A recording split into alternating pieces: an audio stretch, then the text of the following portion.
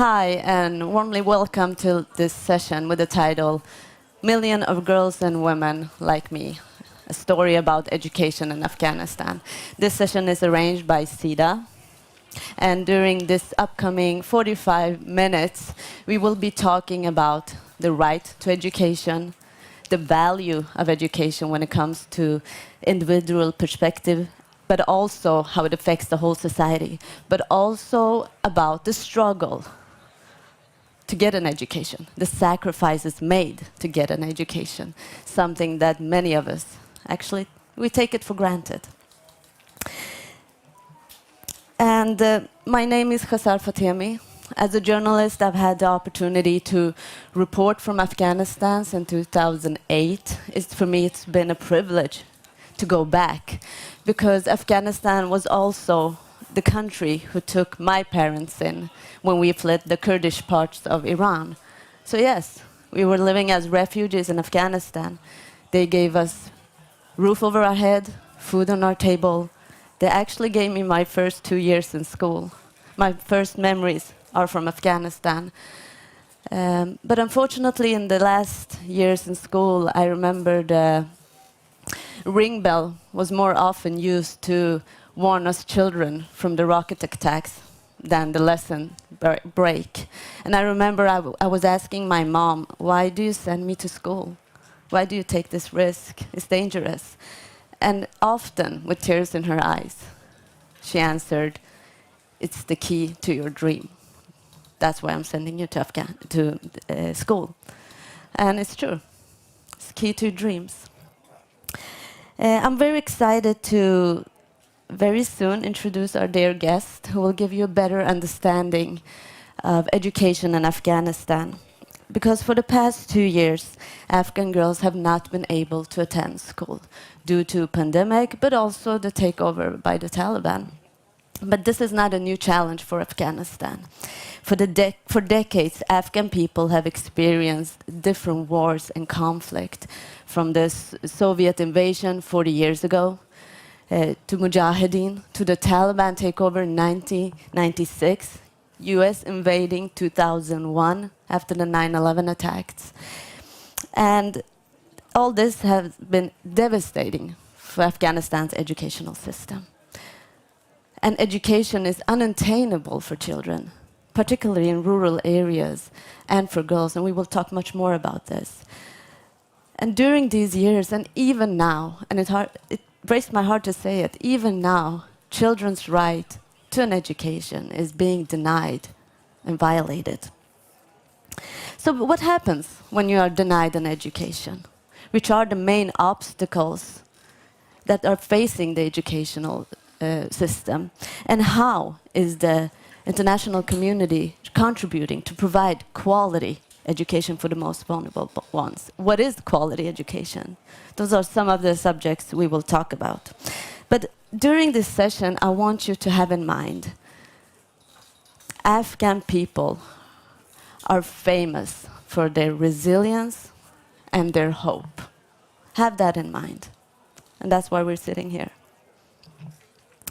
This session will spotlight Zohra Sahar's story. Zohra, she will share her own experience about growing up in a rural area and your struggle to get an education. This is a story that is shared with million other girls. And Zohra, you also experienced adversity living in Afghanistan, but has also stood up for your right to an education. During many years, you worked with aid organizations like UNICEF. But during the last year, she's been working with the program Right to Education at the Swedish Embassy in Kabul until last year, when you were forced to leave your country and was evacuated after the Taliban takeover. So, warm applause for Zohra. Thank you for being here. Thank you. Thank you. So, let's start. Why would you like to share your story with us? Thank you so much. Thank you for everyone for coming today in this session, and it's my pleasure to meet Hazar here also, because it gives a feeling of having her in my country during the childhood. However, we are the neighbors, and we are as a one. So it gives really a good feeling to see you here today. Thank you. Through my story today, I want to tell to Zohal and many other girls in Afghanistan that going to school shouldn't be a wish for them. It has to be an aim to act upon it. Also, through my story, I want to remind all of us once again, and also the world once again, that there are millions of girls and boys that in Afghanistan that still they are not going to school. Not only in Afghanistan, around the world. It's just I want to, in this very important week, I hope it will be a reminder to all of us. I know everyone remember, but still. Could you share your educational story with us? Did you have access to education? How did it look like during your childhood and upbringing? Yeah. Luckily, I am born in an educated family. However, when I born, my mother and father, both of them were still at school. They didn't finish their school. They were in the secondary school period. But when they finished their school, my mother became a teacher and my father became a journalist. And my family was not against education. And the whole area which I was living, they had open-minded people. They were not against education. So that was one of the reasons that, at least I was put in the school in that area to start schooling. And to tell you a little bit of short, now I am holding a master's degree, but reaching this level was not easy for me. It involved a lot of struggles and time for me, so it was not easy. I had access to education, I don't say it, but that access was really disturbed by so many factors, such as conflict, lack or shortage of resources, or some other like restrictions that were imposed in that society due to like all these barriers. That's why my access to education somehow was affected mainly by those barriers. So in that case, the quality of education that I had access also was somehow affected. For instance, we do had very good quality teachers in that remote area, but still, we had shortage of qualified teachers, and also we didn't have access to some sort of like courses, extra classes. I can see now here in Sweden that there is a lot of extra classes that when you have an issue in a subject, you can just go there and complement your education, but that opportunity was never available there for us to go and complement, the area which you have like weaknesses there. Yes, I had access, but all those issues somehow disturbed my education and access to education in that context. And you mentioned preschool. How was the quality in these schools? Yeah. The preschool, I have to mention a little bit about preschooling because, I didn't have any preschooling during my education period. Because in Afghanistan there is no preschooling in the informal setting, but there are some in the informal setting. Where the students there get some sort of learning about the alphabets, the sounds, and also sort of some reading, and also they are reading some religious books there. In terms of quality, I should say that the quality of those schools really depends on the teacher, because if the teacher in some of these schools, if they have the primary education, and some others they have the high secondary education, and if that is in the mosque, then there will be a religious scholars, and that religious scholars might have a formal education, or he might not have a formal education, or some other religious education. So it really depends on the quality of those teachers. There were some good and bad parts of these preschools, and I believe the good part is that the community in Afghanistan, they always wanted to educate their children. They are not against girls' education, but the thing is that opportunities and resources are not there close to their houses to send their children. Why I say close to the houses? Because there are so many other factors like war, this violent conflict for so many years was the biggest barriers. And that was, the parents were not allowing their children to go distances, walk away. So if there was school within their communities, they could go. So the good part of these preschool is that children there, at least the community provided sort of arrangement for them, the spaces, the teacher and all that, and then kid get the sort of something there. But the bad part is that the children there, they don't really learn those skills and abilities that a child needs to be built during the preschooling. So that is really missing there. And also the other thing is the movement. The children movement in those preschools are very limited. Why? Because, in those sort of setting, especially if it is in a mosque, children, I don't know, with that context, they are not able to move freely. And that's how the children, they don't have such activities that their cognitive power can be built in that area. So but at least there is something in those informal setting for that community arranged. For the children. And millions of children are living in the rural areas, and you also grew up in a rural area, and the access to education. You mentioned it's as far as distance. What else? The access issue, I have grown up in a very remote area of the country and lived in a very traditional society. But I have to mention about the area which I have grown up. The people are very open-minded. It is very famous for having great poets in literature, the beautiful nature. And in terms of openness, they are open to the girls' education. In general talking, there are still issues, concerns within the societies, but generally talking, they are very open in terms of girls' education. And then it's an area that they also have had the high number of girls going to the schools. In terms of geography, it has, however, it has a lot of. It's remote. Still there are areas that it's not routes are not connected there, and in terms of access, it has an issue there. But there are.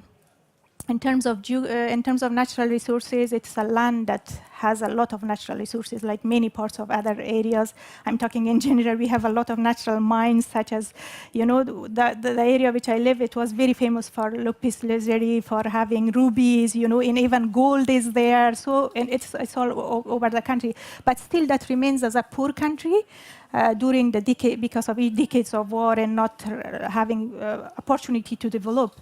But in terms of education and learning, teaching and learning materials and environment access, what I got as a student there was a school building, a teacher, textbooks, and I have to mention the desks and chairs, because that was what we got. And we were proud of that on that time because, there were in so many areas, there were girls that they didn't get even the school building, the chairs, they were studying in the open area. And we said, we have chairs, at least in our class.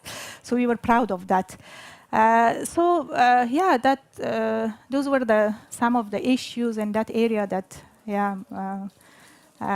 made access to education and some of the barriers also in terms of education. Are there other barriers that you didn't face, but many girls do face?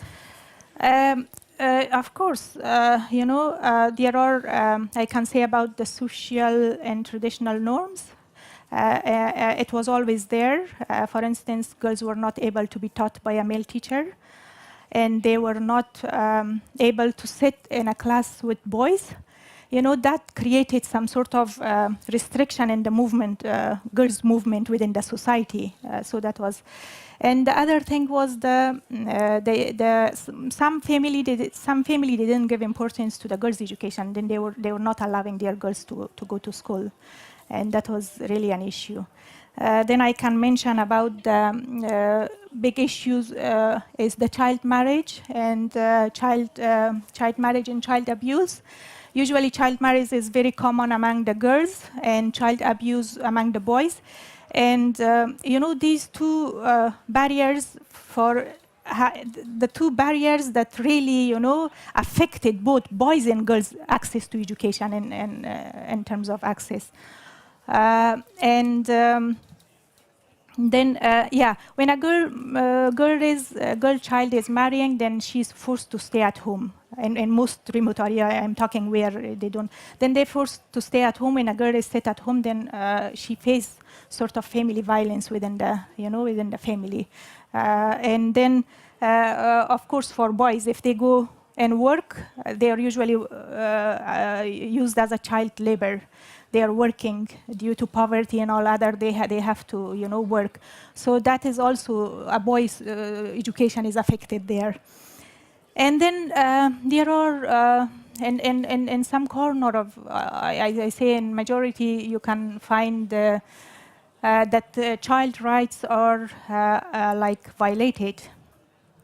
That's the big issue, the child rights violation. Many child doesn't have the right and the voice and children. Even I can say that children sort of doesn't have the the right, or maybe I can say better freedom of thinking, freedom of moving. Freedom of sort of taking a decision. They don't decide on themselves. The elderly should decide about themselves. And then freedom of choice and selection. These are the issues that, if I say in general, somehow affected, children in Afghanistan. And I don't say that that's the fault of the parents. It's the society. It's the whole circumstances that made that children to suffer that during those areas. I think, that are some of the other barriers.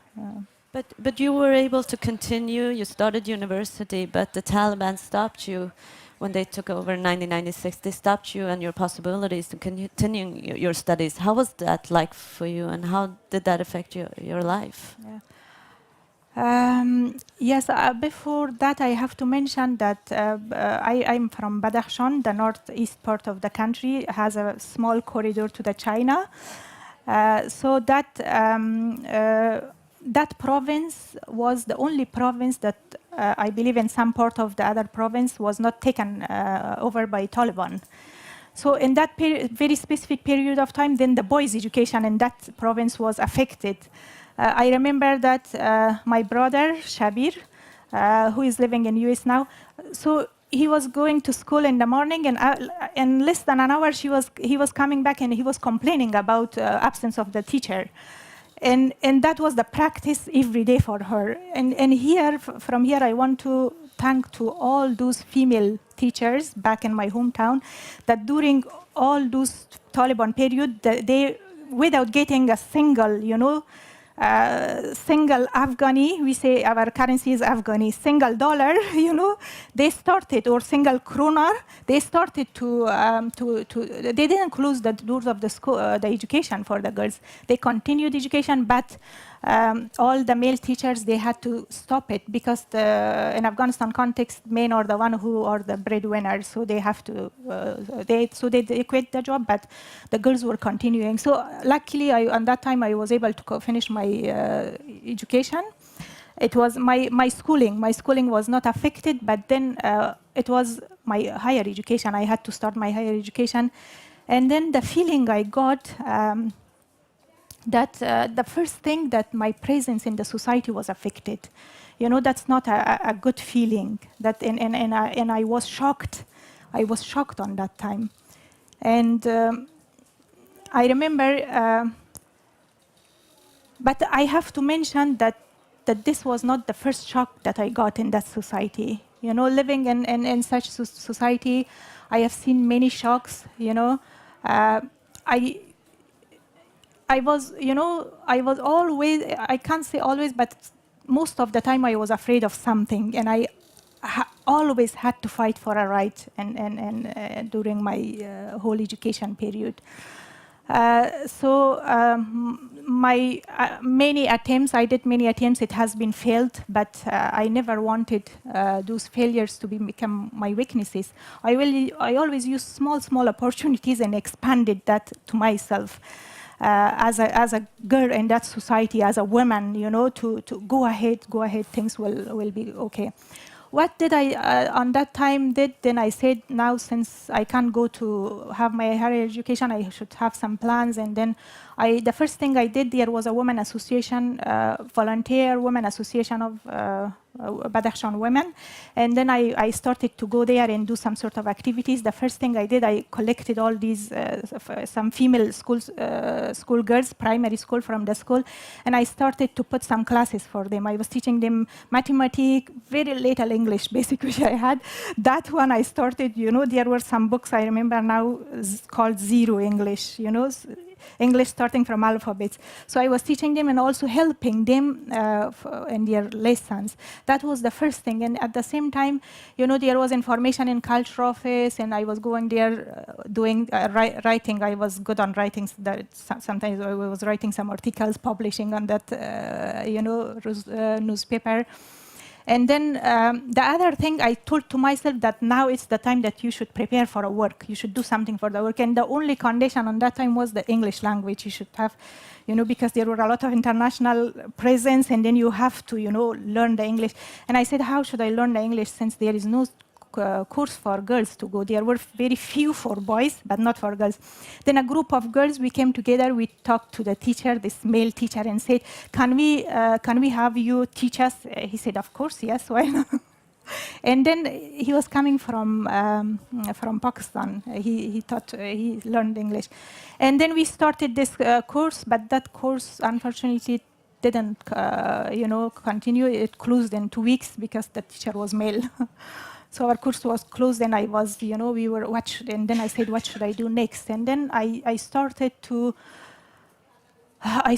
do by myself at home. I said, let's study. And then I gathered some friends at home. We were sitting together and we were studying together. And then what I did was, I was looking always for opportunities. There was one opportunity, BBC. BBC on that time was very early in the morning. They were broadcasting this English language program. And it was so early. I had so many siblings, you know, and I had to work at home. Then I was sweeping home. And then I had this small lady listening. And my brother said, what does she is doing? You know, she's crazy, early morning listening to her. You know, that was how I learned English. My English that I'm speaking today, that was there. And I remember, you know, my brother, Shabir, the same brother, you know, he made a keyboard out of wood. You know, a keyboard out of wood. And that was, in that time, computer was only in the organizations, you know. No one had computer in their homes because the remoteness of the area. And then that keyboard, wooden keyboard, was my computer. At home, I was sitting like this, you know, and learning English book, and then I was typing like I was, you know, imagining I'm sitting in front of computer, I was typing in that keyboard. And that keyboard, you know, made me, when I was interviewed by UNICEF, first I was not able to open computer. I was saying, where is the computer, you know, switch? I didn't know. I was looking here and there. And then someone come and help me. Oh, it's here. The switch is here. And then I started, you know, writing a letter. And my touch was so fast. I was surprised. Oh, how I can. This is same keyboard. Oh, my God, same keyboard. Keyboards. And then that was, you know, all those small, you know, tiny efforts, you know. At the beginning, I share my story today that I tell to Zohal and other girls there that you should never stop. You know, even if the doors if one door is closed, you know, if you don't stop trying, you know, thousands of doors will be open to you. These small, tiny opportunities will grow up for you, will grow up, and it will take you somewhere that you will be there. Yes, and we have heard many reasons that you, after all, got an education. And as you mentioned, there are millions of girls right now who don't have that opportunity, and with the circumstances with the Taliban regime, won't have it. How would you say that will affect on the individual level, and how will it affect the whole society when so many are left out of school? Even if, yeah. Yeah, I know. We had, I and my generation had this first period of Taliban, the experience, but there is a generation that they don't have that experience, and they are in shock, and that's not good for their, mental and health well-being. It's not very good. There are a group, that they are trying to ignore the basic human rights of girls and women, and that's not good. It's not a good feeling. I have gone through that, and I know that how those girls are facing now. And then I have to say that girls over 12 years, they are sitting at home now.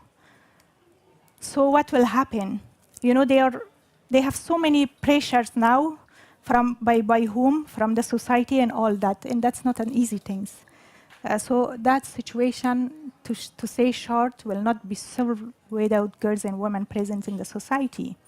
If the people of Afghanistan somehow accepted to live there, so it's also the duty of the Taliban that they have to accept and respect the rights of humans, especially the rights of women and girls there. Women should be everywhere. Now women are not present. So, and I believe that if this responsibility, the development and all other responsibility is given only to men. So we have in Afghanistan more than 50%. They say we have 55% of women in Afghanistan. We have 1% more maybe from the world. So this more than half of the population, if they stay at home, it means that we will remain poor and we will not have any development. All those resources, why we should not use it to develop the country? It's devastating. Exactly. Devastating. But you continued and you started to work several years at the Swedish Embassy, as we mentioned earlier, as a program officer working with education. And through this, you have been involved in the Swedish aid, trying to work with these challenges. Can you tell us a little bit more about that work? Yes,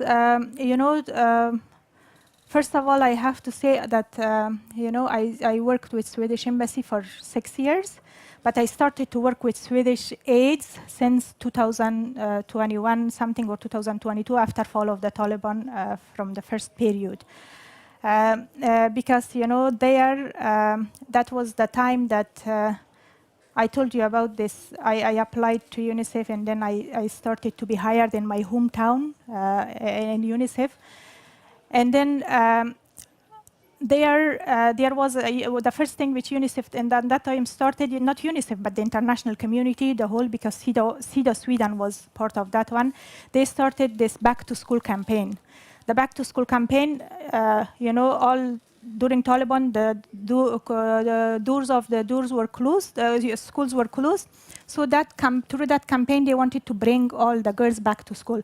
So that initiative, I started working with UNICEF, and that one, Sweden was part of that. The Swedish aid was going there. And from zero, if we see the 0% of girls somehow, it went to 4 million. During Jamhuriyat, there were 4 million before fall of the Taliban. 4 million girls were going to school. Around 4 million were girls. So that was the support from the international community and from Sweden. And then through Swedish Embassy, Sweden has its biggest support to Afghanistan. Through its country strategy, it provided its strengthening of education system within the country, and also access to the education. For instance, through community-based education, it has provided children in very remote area of the country. They not only girls, but millions of girls and boys, they have enjoyed their learning very close to their houses. So that was a big thing. From 0, millions of girls, started to do their education. And also, there were so many other programs through Swedish Committee. For instance, Sweden was paying almost half of the budget to us. Through Swedish Committee has the longest presence in Afghanistan, Sweden. Almost everyone knows, Swedish Committee in each corner of the Afghanistan, if you go and ask. So a lot of, system building, education, quality of teacher education were developed through the support. Even there were, Sweden was supporting an education of the masters for the teachers in terms of education. And also through so many others, for instance, Save the Children and others, child rights are promoted. For instance, the promotion of the children's rights, in that corner of the world, through this support, this group of children, not only girls, for the first time, these boys, girls groups, they were made, that certain awareness were given to them. The children were aware of their rights, That was not something possible before in Afghanistan. Now they know about their rights. It's not like Sweden. In Sweden, here, the democracy. This morning with Johanna, we were having this discussion in the breakfast that here in Sweden, the democracy issue is taught to the children from the school. There you raise with democracy. But in Afghanistan, it's not like that. Through this program, it has been a lot of children has been, empowered in the targeted areas, and they were able to stand up for their rights. They were even able to protect themselves and other children from the violences, and they were reporting a sort of, child protection mechanism, and every community was established and built. There are so many things like Sida is doing in terms of humanitarian now, since the crises are there, a lot of human crises are there, so a lot has been done. And I mean, you mentioned the Swedish Afghanistan Committee for SCA. What your experience, because they've been successful, they've been there for a long time. When many organizations leave, they stay. What have been the key for their success, for the Swedish success with their work? I believe one of the very successful key success of the Swedish committee is the Swedish committee is working very much closely with communities, and each communities they are present. And other successes that they don't look at the government, what the government structure is, what they're doing, they do. With the support of the international community, they do what they want, what the community wants. They are present there, and they are delivering their programs there. And each regime, I think they were there. They were, despite of the issues and challenges, they were there. They were working. They're working. Yeah, that was their success, I believe. Yeah. They listen to the community exactly. and their needs. Yes. And if we focus on Afghanistan right now, and after this we will be open up for questions for Zohra, but I would like to hear what the situation is for girls and women right now in Afghanistan since the Taliban takeover last year. I believe that the situation right now, it looks complicated, because when I see girls, if I talk about education, girls, for instance, primary, they are going, secondary, they are not going, then higher education is there. They are going. In some area, women are present at work. In some other area, they are not present. It looks complicated. But I must say that the big worry is about those girls, secondary girls' schools who are sitting at home. So that can, because it can affect to a large extent children, because children are now, some of them, they started to work, and that shouldn't happen. And if the situation continue like this with them, so it means then a large portion of those children may fall into the child labor, and that's not good. And yeah, the women are somehow, in large extent, I say, affected. And I had some figures here. Yes, we had, like, for instance, 28% of our parliament previously was female. Now it is 0. You don't see any single woman involved in the, government or working within the political or social areas. And then we had the civil society in women organizations, 30%. Now it is 0. All these human rights organizations, civil society organizations are closed, and the number is somehow reaching to 0. And I mentioned about 4 million girls that international community supported, and now it become 1.5 million going to school out of the 4 million boys and girls that we had before out of the schools. And then here I have to mention that family, they are selling their children now due to poverty and all that. You believe that a woman, selling a 9-year-old daughter. So you imagine the situation. So how difficult the situation is. So it is a disaster, like going on there. And then on the reports, I heard that from the same hometown, Badakhshan, when I was grown up. So around, there was a report on the news one night that around 30 people attempt suicide. 27 of them were women.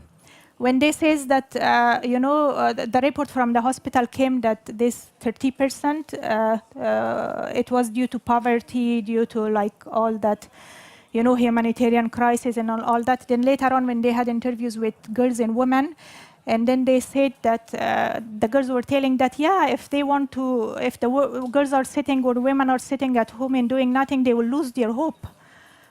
So that is how, the society now look like. And I think you are also somehow witness from the society. For me, still, as an Afghan who lived my whole life and have experienced three regimes. For instance, I spent my childhood during Mujahideen, war with communism, and I did my secondary education during the government, Mujahideen government in the fight with Taliban, and I was not able to didn't do my higher education on the first period of Taliban. So all these regimes during these periods, somehow affected, but women and children, girls, women, children, I don't say that they were the only victims. The young generation, the young boys there, the young girls, they are the young children, they are the one who are affected more in that country, I believe. And can the international community do something to ensure education for girls, despite everything you just told us? Can they do something? Yeah, exactly. First, of course, it's everyone's responsibility, and I think everyone can do something. First of all, I have to mention that, I believe in all those strong girls and women who are in Afghanistan, that they will resist. I had same situation like them. I could somehow change my situation to better. Why they can't? They can do same thing. They are more capable than me. So the only thing is that they should keep their presence in the society. So that's the only thing. Yeah, they will find their way. They should keep it there in the society. They should be present there. That's the only thing.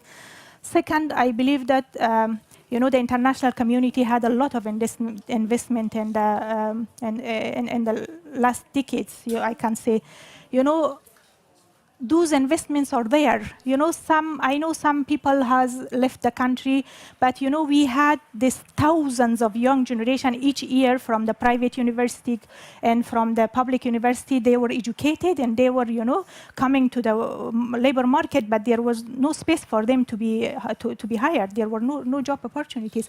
So we have those millions of young generation, and also there is a group of women who the international community supported them. They are there. So it's now I believe that the international community should try to save them and protect them. And also, I think it's everyone's responsibility to make sure every child has a right to education. And today, I'm not here to talk about myself, and I believe that we all are here, not only but the whole, Sweden in this week is there in order to make the world feel better. We all are here this week in order to push the world towards development and towards the well-being. It's all of our responsibility, I believe. Thank you. Thank you. Any questions right now? Yes. You will have a microphone coming up to you. Yes, it is. We all are involved in this. My name is Morten Björk. I'm a Swedish entrepreneur. And I have a question. Is it possible, if you now leave the government level, Is it possible for females in Afghanistan to have their own companies? Your own companies. Because in that case, could be possible for entrepreneurs of Sweden to collaborate with them based on build, own, operate, transfer mode to supply them with the opportunities to create a business, thereby growing, providing this way financial support so below the radar, so to speak. Would that be possible? Yes. As I told you, the situation looks a little bit of complicated, but it is possible for a woman to be present in the society because now you can see women who are moving. You can see women who are. I myself even experienced same thing. When I was going to look for a job, or after fall of the Taliban, I had to cover my head to toe, and then I was going and knocking the doors of all the organization to look for a job. That was my attempt. That I believe, if a woman, if a girl, they want to be present in the society, there will not be anything. But that, there are some sort of now restriction imposed, to the girls' movement, to the women movement, and the secondary school is also, I believe, somehow is closed because of that. Maybe they are working. It seems based on them that the government, they are working on a sort of mechanism for that. That mechanism is not introduced yet, and it's not so clear yet that how it will be. But in general, I can say that at least going to school, now the children are going without any, mahram, and that shouldn't be an issue, I think, if that sort of, Taliban strategy is declared, because still they don't have a clear strategy. Yeah, so there is a possibility. Yeah. There is a possibility. There is possibilities. Yeah, there should be possibilities, and that's why, that international community should keep their presence there, and they should watch, and then they should support. Otherwise, this moment is very sort of how do I say, sensitive, critical, and really it needs everyone's attention. The women and girls there now to be present in the society. Yes, and we have been talking about the problems, the barriers. The poverty, shortage of teachers, and poor infrastructure are some of the reasons right now that 4 million children in Afghanistan do not go to school. But we need to keep discussing. We need to listen to the community, to the people, so we can help them in the way they need to be supported, to say. And for me, as long as there is hope, as long as you believe there could be a change, there could be hope. I mean, we have to believe it too. I think in the world, no one believes in something that is that totally make us hopeless. Hope is always there. That's why we are waking up every morning, and going. There is always hope. Nothing is impossible in this world, I believe. I explain my situation. I spent same situation, even worse than what's going on there. And unfortunately, that is the, that is overhand from the Taliban. And unfortunately, in Afghanistan during all these decades, the regimes were the ones who were taking decision on behalf of the people. It was not the people. The real democracy was not there. And that was the suffering from the people's side. But we really hope for better, and things. I believe things should go for better for everyone and the world. Thank you so much, Zohra, for sharing your story, and thank you all for being here, listening, and for you guys who are tuned in. Thank you so much. Thank you for everyone. Thank you. Thank you. Thank you.